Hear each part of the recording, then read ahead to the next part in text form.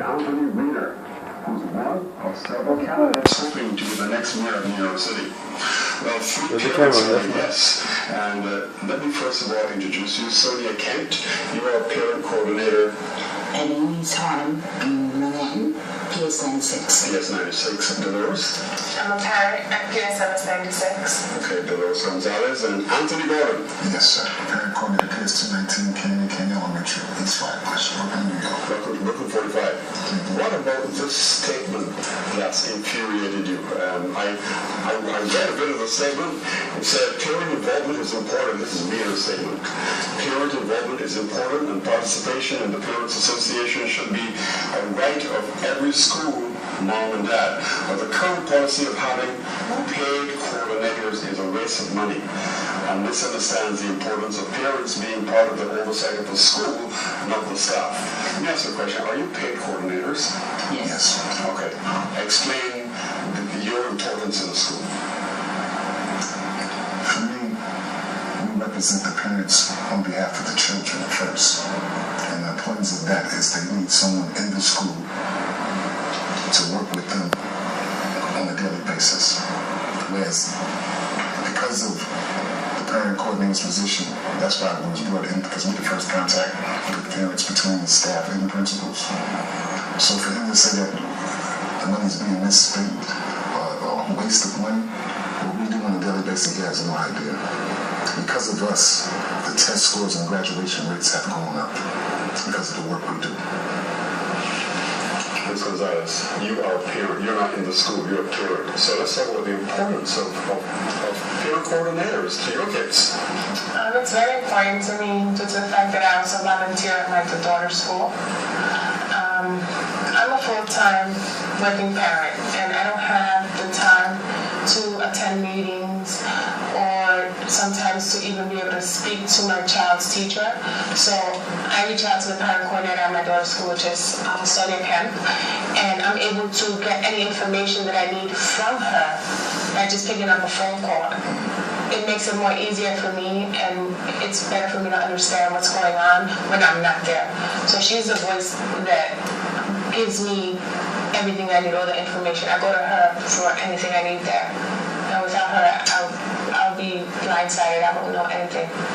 Ms. Kemp, if you were able to speak to Mr. Weiner, what would you say to him?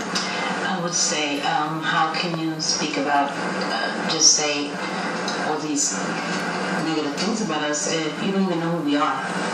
You don't have children in school. You have no idea what we do on a daily basis, how long we work, those hot summers.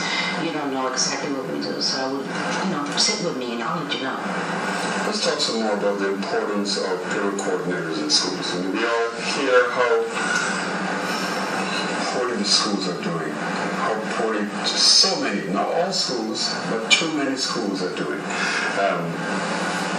I'm a professor, and I'm appalled at the lack of preparation of some of these students when they get to us to college. And you want to improve that. You work on improving that. So let's talk a bit about how you work to make sure that our kids are well schooled and that the relationship between kids and parents and kids and teachers are what they need to be. I'd like to say that something. I work and live in a low-income neighborhood, and I hear everybody say, let's get these scores up, but they miss one thing, where they are, where they're from, their parents. They lost their jobs. Either they don't have an apartment, they're living in shelters. They forget all this. And this is where we come in. We get them those resources for that. We find them food pantries, because without that, the child cannot learn the way a regular rich child learns.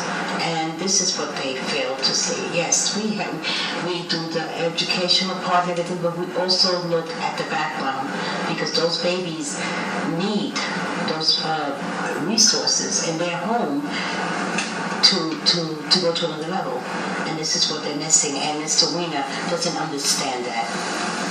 I really truly believe that It's not that he doesn't understand the importance of the job. He doesn't know what we do, first and foremost. And see, I agree with you that children are being poorly educated in some incidents. In some schools. In some schools, but not all. And, he's for co-location of charter schools. He fails to understand that Jeffrey Camden, who is one of the most successful charter school CEOs in New York City, the Hamilton's Room, is now asking for a parent coordinator's position in his school. So this is a man that the President Obama talks about. He's the one that coined the phrase "waiting for Superman." And in some cases, parent coordinators are that Superman to the parents and the students in New York City. Ms. Gonzalez? I don't see a school running properly without them being there to help guide our children when we're not there. Without them, the kids have no guidance. I mean, going to school and just going to class and seeing a teacher standing in front of a board saying, do this, is not enough for them. Being able to go to somebody when they need something, when they're getting bullied at school, like my daughter was, who got smacked in the face. She went to her. And they were able to call me. Like, listen, this is wrong with your daughter. Without them, without any parent coordinator, who are the kids going to attend to? They're scared of the principals, they're scared of the teachers. The parent coordinators are the best thing that could ever happen there. I know that you're being supported by the New York City. There's a union that is supporting you. What is the name of that union? Local 372. Local 372. How is Local 372 supporting you? Well, they hired this young lady that's sitting over here, Miss Mona Davis, who's our political action person. And how are they helping you deal with the threat made by Mr. Reed? Well, I have to say, Ms. Mona Davis and Norella Santiago, these two ladies are awesome. I mean, we wouldn't be sitting here because nobody told us anything. Nobody came to us and said, do you know that Mr. Wiener is doing this? They did. And I'm grateful for that. Well, I want to thank you for coming to Brooklyn 45 and discussing this problem. I don't know if he's going to retract his statement. Do you hope that he will retract? I need to look for the record. He's not the first politician that felt the way he felt. And we had to put them to sleep as well. Her name is Bessie Gotham. She was the public advocate. And she had the same problem. She thought we was being paid, and she had no idea what we was doing. And when she found out, she made and dedicated a part of her own webpage to us, showing how hard we worked and how much needed we were in the schools. Well, I understand the value of parents. I understand the importance of parents, and I certainly want to allow you the opportunity to express yourselves and to let public officials who are not in your corner. Yeah, but we have some. We have senators and assembly people that every year recognize us. We just had, I just received a proclamation from Senator Kevin Parker. And I received one from Mr. Senator. They're backing us. Okay. Ms. Davids, Mr. Gordon, one of the peer coordinators, referred to you and the tremendous support that they're getting from Local 372. Talk to me about that support. Well, with Local 372, I am the political director, so I'm in charge of public policy and political action. With Local 372, the President Santos Crespo is taking this threat of Anthony Weiner very seriously to our members. Unlike many people, we do believe that if Anthony Weiner makes it into this runoff, he could become our next mayor.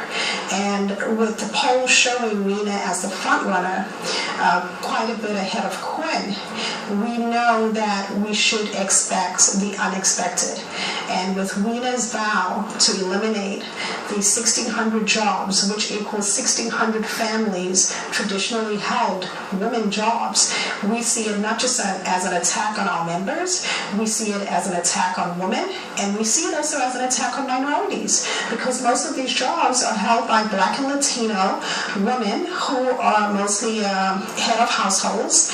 So, if this is an indication of what New York City's future would be under Mayor Weiner, we need to stop him now, and we need to stop him fast. Mona Davids, Political Director of 372, thank you for coming to Brooklyn 45. Thank you for having me. You're a passenger on a plane